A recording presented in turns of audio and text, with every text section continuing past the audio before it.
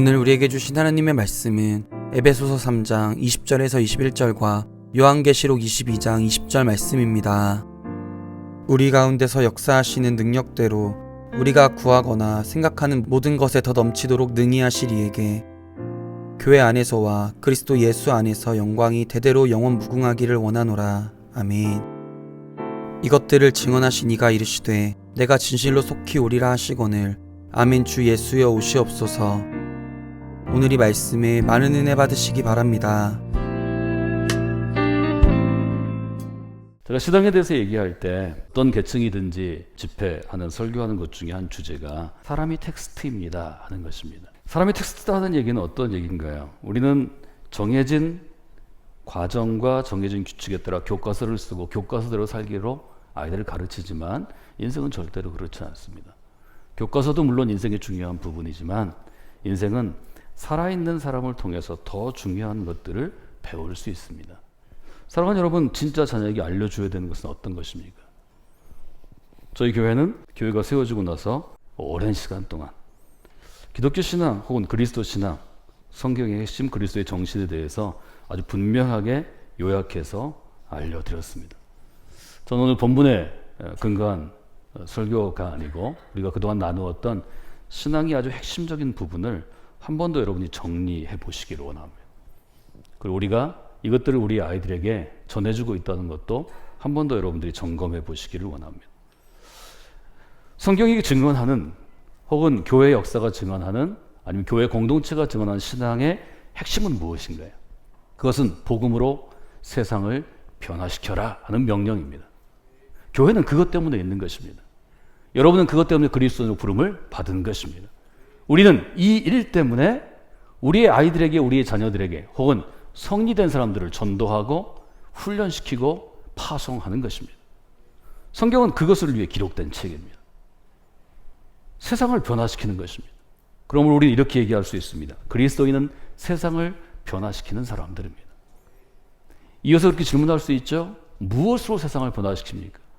그리스도인들이 어떤 힘을 가지고 정치를 통해서, 군대를 통해서, 혹은 경제적인 어떤 가치를 통해서, 교육적인 가치를 통해서? 아니죠. 성경은 우리한테 뭐라고 도전하나요? 그리스도의 십자가 복음으로 세상을 변화시키라고 도전합니다. 그래서 우리의 신앙의 다이어그램에는 마지막 부분이 거룩한 변화입니다. 이것을 우리가 성화라고 부르는 것이고 아이들에게 쉬운 영어로 가르치기 위해서 change란 말을 우리가 계속 써왔습니다. 보다 신학적인 용어로 하면 transformation이라는 영어 단어를 저희 목회자들이나 신학자들은 선택하고 있습니다. 콜링에, 하나님의 부르심에 first calling과 second calling이 있는 것처럼 이 변화에도 두 가지가 있죠. 바울은 아주 이걸 분명히 하죠. 첫 번째 변화, first transformation은 어떤 것입니까? 옛사람이 새사람 되는 것입니다. 우리 안에 있는 변화의 핵심은 우리 내부로부터 시작되죠. 속사람으로부터 시작되죠. 우리 내면 세계로부터 시작되죠. 옛사람이 새사람 되는 것입니다. 이것으로 끝나나요? 이것으로 끝나는 것은 온전한 복음이 아닙니다. 우리가 흔히 이것을 개인 구원이라고 부릅니다. 성경은 개인 구원에만 눈이 있지 않습니다. 개인 구원은 동시에 세상의 구원이어야 합니다. 즉 사회 구원이어야 합니다. 두 번째 거룩한 변화는 어떤 것인가 하면 인간이 다스리는, 사람이 다스리는 왕의 나라에서 하나님이 왕이 되셔서 다스리는 하나님 나라로 바뀌는 것입니다. 이것이 구약입니다. 신약은 인간이 다스리는 인간 왕의 나라에서 예수 그리스도께서 하나님이 대리인 되어 다스리는 그리스도의 나라 이루는 것입니다. 이 두 가지를 우리가 행하는 것입니다. 하나님은 지금도 이 일을 여러분을 통해서 행하십니다. 하나님은 우리 아이들의 시대 가운데는 우리 아이들을 통해서 일을 이루고 싶어 하십니다. 이것이 신앙의 핵심이라는 것을 아주 분명하게 고백할 수 있고 설명할 수 있어야 합니다. 전할 수 있어야 합니다. 누군가를 설득할 수 있어야 합니다. 그럼 우리는 두 번째 단계로 넘어가야 되죠. 어떻게 변화시키냐는 거죠. 성경은 우리한테 어떻게 변화시키라고 이야기하나요? 저는 어떻게 여러분에게 설명했나요? 우리의 마음으로는 우주를 품고 우리의 삶으로는 지금 여기서 시작하는 것입니다. 아주 분명하게 이 점을 봐야 합니다. 예수님은 이 점에 대해서 어떻게 가르치셨나요? 제자들에게 너희는 먼저 그의 나라와 그의 의를 구하라. 저희는 아이들을 이렇게 품고 기도했습니다. 세계를 품은 그리스도인이 되게 하소서. 이미 예수 그리스도는 우리를 그리스도의 사람으로 부르실 때, 그리스도의 제자로 부르실 때 세계뿐만 아니라 전 영역, 우주를 품도록 명령하셨습니다. 우리가 그리스도인이 되는 순간 우리 모두는 우리의 마음으로, 우리의 생각으로, 우리의 영혼으로 우주를 품고 사는 사람들입니다. 여러분들이 바로 그런 삶을 살아가시기를 주님의 이름으로 부탁을 드립니다. 그러나 마음으로 우주를 품는다는 것이 지금 눈앞에서의 삶을 소홀히 하는 것은 아닙니다. 흔히 우리는 세계 평화를 얘기할 때, 국가의 안전을 얘기할 때는 굉장히 멋진 사람처럼 얘기할 수 있습니다. 그러나 범위를 좁혀가지고 내 하는 일을 알고 내 생활을 아는 가족이나 친구들이나 직장의 동료 앞에 서면 우리는 그렇게 멋진 사람은 아니죠. 우리 밖의 영역을 얘기할 때는 별별 얘기를 다 할 수 있지만 그것이 실제로 우리 안에서 내 조그만 인생에서 실천되느냐 하는 것은 우리는 별개의 문제로 생각하죠. 성경은 같은 거라고 이야기합니다.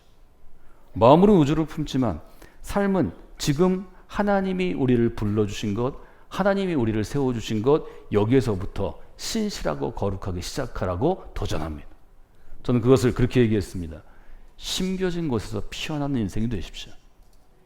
하나님이 우리를 선택하고 부르셔서 심어 놓으신 곳에서 꽃 피우고 열매 맺는 인생이 되는 것입니다. 저는 꾸준하게 이 점을 지난 10년간 도전해 왔습니다. 그러므로 우리는 결론적으로 어떤 사람이 되나요? 하나님께 쓰임받는 인생이 되는 것입니다. 아무리 그리스도인이 되어도, 성도가 되어도, 교인이 되어도 하나님께 쓰임받지 아니하면 결국 낭비돼서 휴지처럼 쓰레기처럼 버려지는 인생이 되는 것입니다. 그리스도인이 됐다는 것은 하나님의 손에 붙잡혀서 달아 없어지도록, 먼지처럼 달아 없어지도록 쓰임받는 인생이 되는 것입니다. 이것이 세상을 변화시키는 하나님의 방식, 하나님의 길입니다. 그리스도께서, 예수님께서 도전했던 길입니다. 바울이 실제로 실현했던 길입니다. 여러분 기억하십시오. 마음으로는 뭘 품어요? 우주를 품는 것입니다. 내 삶으로는 어디서 시작해요? 지금 여기서 시작하는 것입니다. 세 번째 단계에 가서 저는 여러분에게 크리스천의 전략적인 사고와 전략적인 접근에 대해서 지난 10여 년간 기회 있는 대로 계속해서 도전했습니다. 저는 이렇게 요약했어요. 사소한 것에 목숨을 걸지 마십시오. 세 번째 단계는 어떤 것인가 하면 마음으로 우주와 지구를 품고 삶으로 지금 여기서 시작할 때 원칙이 있다는 거죠. 이것이 바울이 초대교회 초기에 성도들을 데리고 행했던 일입니다. 에베소가 그걸 잘 보여주고 있죠. 눈앞에 가능한 것부터 변화시키는 것을 잘 보여줍니다. 지금 우리가 함께 읽은 에베소 3장은 원칙이죠. 하나님의 영광의 풍성함을 따라서 여러분의 속사람이 변화되기를 원합니다. 속사람의 능력으로 강건하게 하시고 그리스도께서 여러분의 마음에 머물러 계시기를 원합니다. 그 다음에 그것이 자라고 터가 굳어져고 뿌리를 내려서 그 사랑의 길이와 너비와 높이가 충만하게 이 지구와 우주로 퍼져나가기를 원합니다. 이것이 바울의 결론입니다. 4장에 가면 옛사람과 새사람의 변화가 있죠. 5장에 가면 어떻게 되나요? 옛사람과 새사람과 내가 변하면 남편과 아내가 변화가 됩니다. 내가 일하는 직장에서 종과 상전이 변합니다. 그리고 6장에 가면 영적인 싸움이 시작되는 거죠. 이 세상 모두의 그리스도의 사람으로 나아가는 거죠. 눈앞에 가능한 것부터 변화시키는 것, 그것이 우리가 할 일입니다. 근데 눈앞에 가능한 것을 선택하기 위해서 제가 전략적으로 여러분에게 말씀드린 것, 전략을 이해하기 위해서 하는 것은 인간은 사소한 것에 목숨을 걸고 살아가게 되어 있습니다. 우리 예수님이 보실 때는 그 사소한 것이 먹을 것, 입을 것, 마시는 것이었어요. 어떤 것으로 다 변화시킬 수 있죠. 변형할 수 있죠. 그렇기 때문에 성경은 우리에게 뭐라고 도전하는가 하면 이 세상을 변화시키기 위해서 사소한 것이 아니라 소중한 것, 중요한 것, 주님이 기뻐하시는 것에 목숨을 걸어라. 이렇게 우리에게 명령하는 것입니다. 바울은 고린도에 있는 교인들에게 고린도서 4장과 5장을 통해서 뭐라고 얘기하나요? 삶과 죽음의 문제를 얘기하면서 우리는 보이는 것에 목숨을 거는 사람들이 아닙니다. 우리는 보이지 않는 것을 주목하고 그것을 쫓고 따라가는 사람입니다.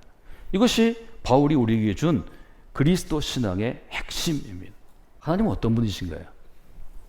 에베소 3장에서 바울은 정말 중요한 기도문을 에베소 교회 교인들에게 이야기하면서 20절, 21절 기도문을 마칠 때 이렇게 합니다.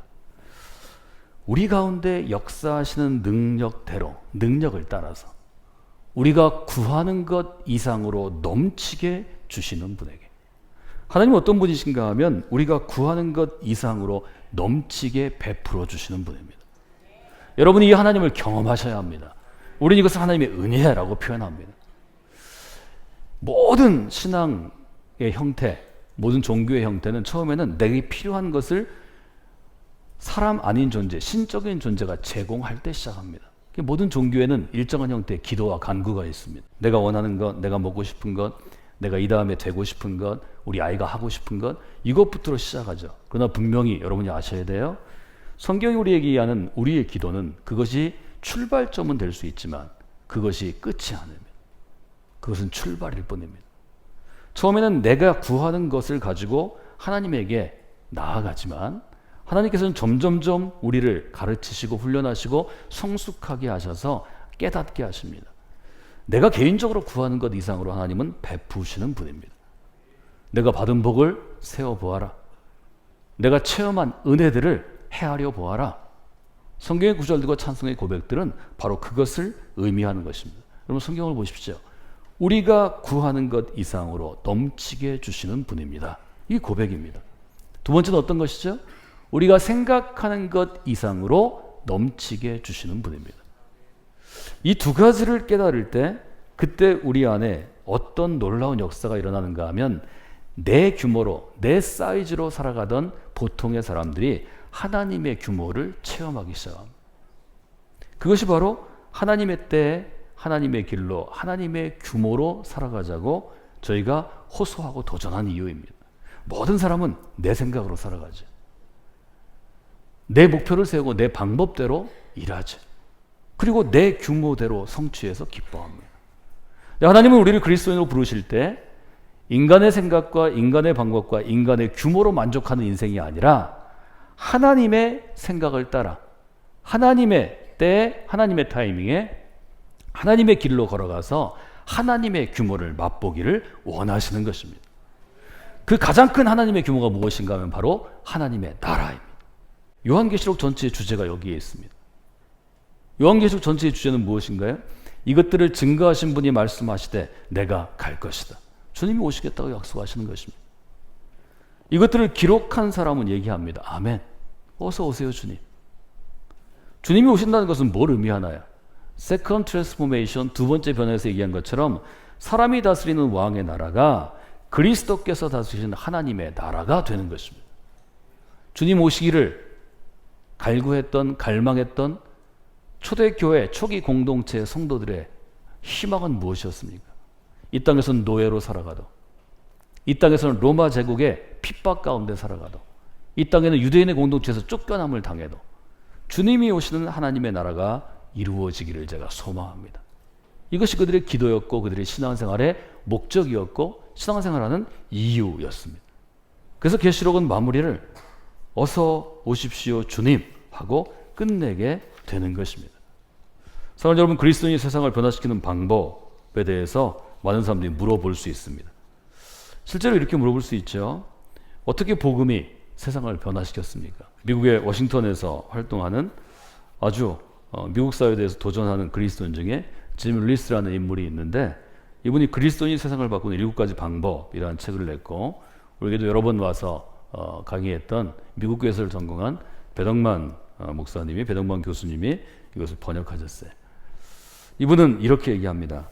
미국 교회의 역사를 보면 미국 교회에 일종의 부흥운동이 여러 차례 있었습니다. 우리는 이것을 대각성 운동이라고 부릅니다. Great Awakening이라고 불리우는 일종의 각성 운동이죠. 우리가 신앙의 부흥 운동을 얘기할 때 우리는 주로 개인적인 회심을 먼저 생각합니다. 한 사람이 그리스도를 믿고 자기의 잘못을 회개하고 앞으로 그리스도를 살겠다고 결심하는 거죠. 굉장히 중요한 출발점이죠. 근데 짐 윌리스가 보니까 미국 사회를 바꾼 것은 개인의 회심으로부터가 아니고 이 개인의 회심이 사회를 변화시키는 운동으로 연결이 되었다는 거죠. 이것을 이분이 강조합니다. 4번의 큰 미국 교회 역사가 있었다는 거죠. 첫 번째, 여러분이 잘 아시는 조나단 에드워드라고 대표되는 1차 대각성 운동입니다. 우리로 얘기하면 평양 대부흥 운동과 같은 것입니다. 조나단 에드워드가 대각성 운동을 벌여서 엄청난 사람들이 회개하고 회심하고 거듭나서 그리스도인이 되었습니다. 이것으로 끝난 것이 아닙니다. 그리스도인이 세워지고 그들이 교회를 세우고 그리스도인으로 살기 시작할 때 어떤 사회적인 변화가 일어났냐면 미국의 건국운동, 독립이 되었습니다. 미국의 독립을 1차 대각성 운동이 이끌어내었다는 것입니다. 2차는 여러분이 잘 아시는 찰스 피니라는 인물을 대표하는 1800년부터 1830년대까지에 일어났습니다. 이때는 어떤 놀라운 일이 일어난지 아세요? 미국의 남북전쟁이 앞에서 노예 제도가 폐지되었습니다.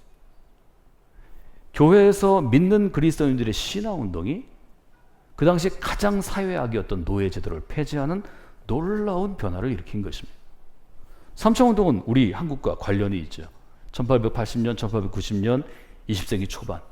이때는 미국의 3차 대각성 운동이 뭘 바꿨냐면 사회의 빈곤에 관심을 들여서 너무 가난한 집에 태어나서 너무 어릴 때 7살, 8살부터 하루에 10몇 시간씩 일하는 아이들의 노동법을 개선했습니다. 복지관을 지어서 경제적으로 핍박받고 어려운 사람들을 도왔습니다. YMC처럼 사회를 바꾸는 청년운동이 일어났습니다. 너무 이 알코올 중독이 문제가 되니까 금주운동이 일어났습니다. 그리고 이것은 어떤 놀라운 역사를 가져왔나요? 한국의 교회가 세워지는 젊은 사람들을 선교사로 보내는 놀라운 역사가 세워졌죠. 그리고 한국교회가 이때 출발했죠. 네 번째로 대각성 운동은 언제 일어나냐면 20세기 중반에 일어나죠. 50년, 60년대 흑인교회 인권운동을 중심으로 여러분 잘 아시는 마틴 루터 킹과 같은 인물들이 인종차별과 성차별에 대해서 엄청난 변화를 가져왔습니다. 이분은 그리스도인들이 세상을 변화시키는 것에 대해서 그렇게 얘기합니다. 몇 가지 단계들이 있는데 첫 번째로 제일 중요한 태도는 그리스도인으로 용납할 수 없는 것들은 더 이상 용납하지 않도록 용기를 내야 한다는 것입니다. 두 번째는 가능하다고 믿으면 계속해서 변화시켜야 한다는 거죠. 그리고 세 번째로 이렇게 얘기합니다. 어떤 결과를 가져오든 어떤 상황이든 언제나 희망을 선택하라. 바로 이 부분이 초기 교회, 초대교회가 갖고 있던 예수님의 재림, 예수님이 다시 오시는 것에 대해서 갖고 있던 생각입니다. 초대교회 교인들의 희망은 어떤 것이었나요? 예수님이 다시 오시는 것이었습니다. 예수님이 오셔야 이 땅 가운데 하나님의 나라가 완성되기 때문입니다. 동일한 것을 우리가 신학적으로 종말론적 희망이라고 부릅니다. 이게 진짜 종말론입니다. 종말론은 몇 년, 몇 월, 며칠, 몇 시에 어디에서 세상이 망한다 이걸 얘기하는 게 아닙니다. 그것은 가짜 종말론입니다. 종말론은 우리가 서 있는 이 자리에서 예수 그리스도께서 오셔서 하나님의 나라를 완성해 주시기를 꿈꾸는 것, 소망하는 것, 희망을 품는 것입니다. 이것이 언제나 희망을 선택하는 것입니다. 여러분이 이 희망을 선택하게 되면 여러분의 개인의 삶이 달라지고 여러분 개인의 삶이 달라져서 가정과 그 도시와 그 세대, 세상을 변화시키는 것입니다.